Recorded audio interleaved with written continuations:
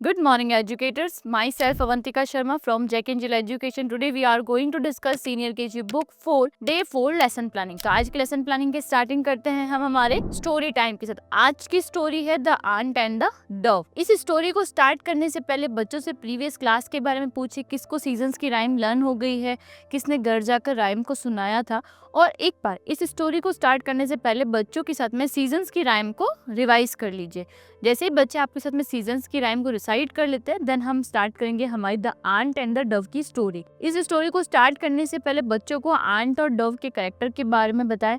Second, इस story में pigeon word use कर रखा है कबूतर। आपको पिजन और कबूतर ये वर्ड यूज नहीं करना है, आपको डव ही यूज करना है।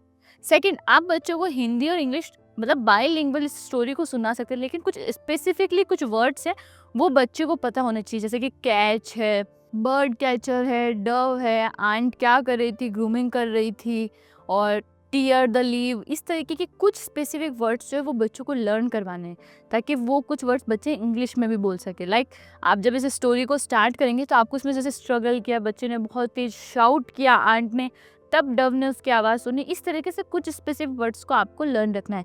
मैं एक बार आपको स्टोरी सुना के दिखाऊंगी, आप इसको अपने अकॉर्डिंग मोल्ड कर सकते हैं। समर टाइम में एक आंट बहुत प्यासी थी, उसको बहुत प्यास लगी थी, तो वो पानी के ढूंढते हुए यानी पानी की तलाश में इधर उधर घूमते हुए एक नदी के पास पहुंची।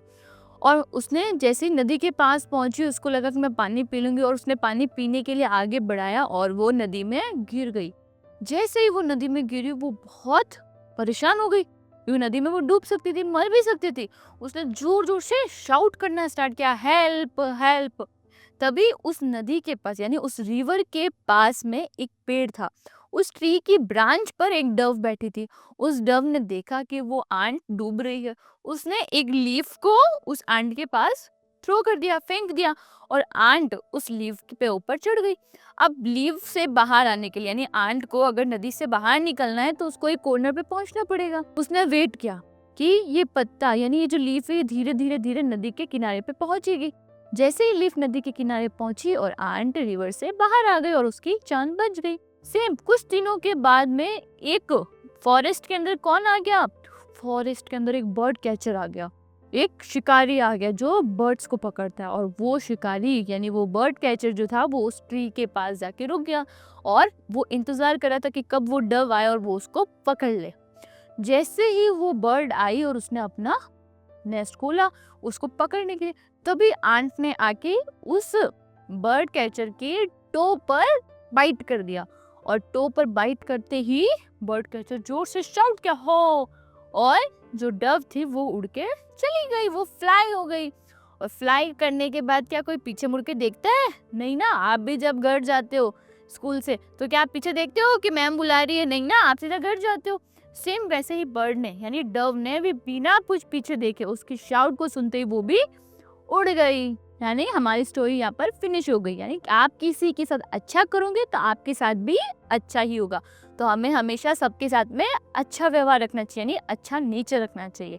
ये मैंने आपको एक तरीका बताया, आप इसको अपने अकॉर्डिंग भी मोल्ड कर सकते हो स्टोरी का। नेक्स्ट हमारा लैंग्वेज टाइम। आज के लैंग्वेज टाइम में हम बच्चों के साथ में कैपिटल कर्सिव लेटर के को रिकॉग्नाइज करेंगे। इसके लिए पहले आप ब्लैक बोर्ड पर 4 लाइन ड्रॉ करें ब्लू और पिंक कलर की, और बच्चों को एक बार आप लेटर के लिख के उसका फॉर्मेशन बताएं कि आपको किस तरीके से कर्सिव लेटर के लिखना है। देन बच्चों को एयर ट्रेसिंग करने को कहें। उसके बाद आप बच्चों क्लास एक्टिविटी शीट का पेज नंबर 15 ओपन करवाएं और यहाँ पर बच्चों से ट्रेसिंग करवाएं। थोड़ा सा ये अभी तक में बच्चों की हैबिट हो चुकी होगी कर्सिव लेटर लिखने की, लेकिन थोड़ा सा डिफिकल्ट हो सकता है कि थोड़ा सा टाइम टेकिंग रहे, लेकिन हमें ये बच्चों से बहुत स्मूथली ये कर्सिव लेटर लिखवाने हैं। नेक्स्ट मूव करते हैं। नेक्स्ट है हमारा नंबर टाइम। आज के नंबर टाइम में हमें बच्चों को लेफ्ट राइट की प्रैक्टिस करवानी है। प्रीवियस क्लास में हमने लेफ्ट राइट को रिकॉग्नाइज कर लिया था, आज हम बच्चों के साथ में प्रैक्टिस करेंगे। सेम पहले लेफ्ट दिखाएंगे ऑब्जेक्ट, राइट ऑब्जेक्ट दिखाएंगे, लेफ्ट फेस वाला एनिमल दिखाएंगे, राइट फेस वाला एनिमल दिखाएंगे, या आप किसी स्टूडेंट को खड़ा करके उसका लेफ्ट एंगल उसका राइट एंगल दिखाएंगे। पिक्शनरी की हेल्प लेके भी आप कुछ इमेज कुछ ऑब्जेक्ट शो कर सकते हो। देन हम मूव करेंगे हमारे क्लास एक्टिविटी शीट की तरफ। इसमें आपको थोड़ा सा मिसमैच दिखेगा, आप कंफ्यूज ना हो ये लेफ्ट कौन सा है और राइट कौन सा है। आपको बच्चों के ही लेफ्ट और राइट के अकॉर्डिंग ही इसको फॉलो करना है। बच्चों को बोलना है कि आपको लेफ्ट हैंड पे लेफ्ट लिखना है, राइट हैंड पे राइट लिखना है। लेफ्ट टो पे लेफ्ट, राइट टो पे राइट टो, लेफ्ट आईज पे लेफ्ट आई, राइट पे राइट।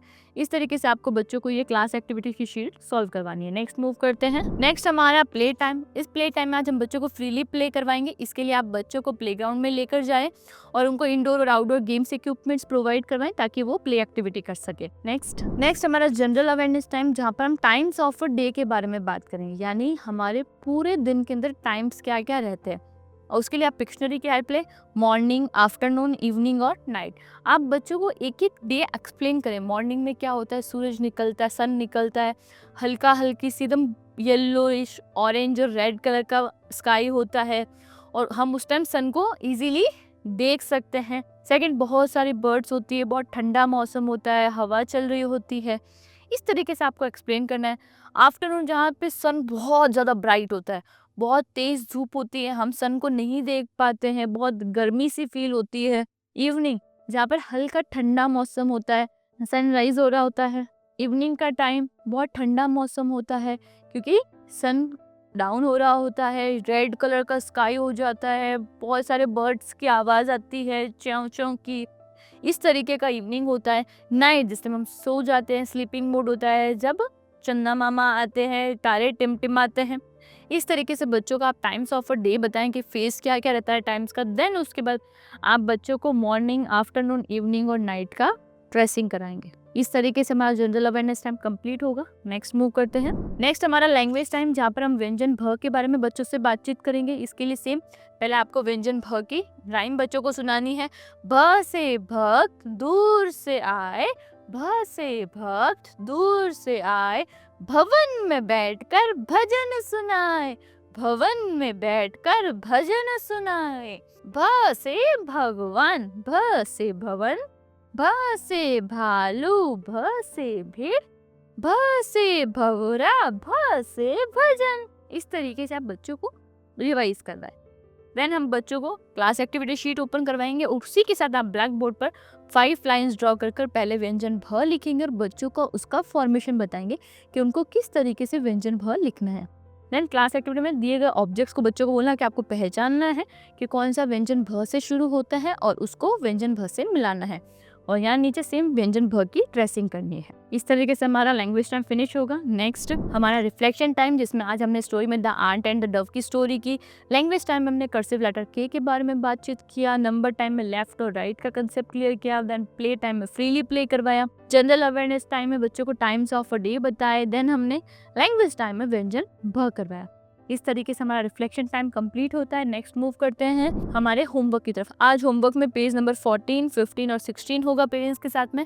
पहले से ही बच्चों को एक्सप्लेन करेंगे कि उनको क्या करना है होमवर्क में। वो करने के बाद पेरेंट्स के साथ में एक्टिविटी शेयर करेंगे। ये होमवर्क हम बच्चों को डायरी के थ्रू, व्हाट्सएप मैसेज के थ्रू शेयर कर सकते हैं। इस तरीके से हमारा आज का प्लानिंग कंप्लीट होता है। आई होप आपको आज का वीडियो अच्छा लगा होगा। Thank you.